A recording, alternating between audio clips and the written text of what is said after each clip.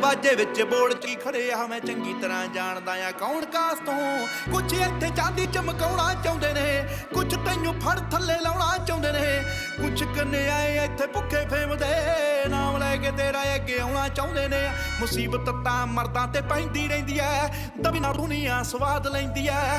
ਨਾਲੇ ਜਿਹੜੇ ਰਸਤੇ ਤੇ ਤੂੰ ਤੁਰਿਆ ਇੱਥੇ ਬਦਨਾਮੀ ਹਾਈ ਰੇਟ ਮਿਲੂਗੀ, ਨਿਤ ਕੰਟਰੋਵਰਸੀ ਕਰੇਟ ਮਿਲੂਗੀ, ਧਰਮਾਂ ਦੇ ਨਾਮ ਤੇ ਡਿਬੇਟ ਮਿਲੂਗੀ।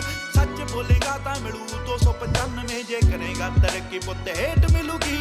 ਨਿਤ ਕੰਟਰੋਵਰਸੀ ਕਰੇਟ ਮਿਲੂਗੀ, ਧਰਮਾਂ ਦੇ ਨਾਮ ਤੇ ਡਿਬੇਟ ਮਿਲੂਗੀ। ਸੱਚ ਬੋਲੇਗਾ ਤਾਂ ਮਿਲੂ 295, ਜੇ ਕਰੇਗਾ ਤਰੱਕੀ ਪੁੱਤ ਹੇਟ ਮਿਲੂਗੀ। ਅੱਜ ਕਈ ਵਿਚਾਉਣ ਸੱਭਿਆਚਾਰ ਜੁੱਟ ਕੇ ਜਣਾ ਖਣਾ ਦਿੰਦਾ ਏ ਵਿਚਾਰ ਉੱਠ ਕੇ।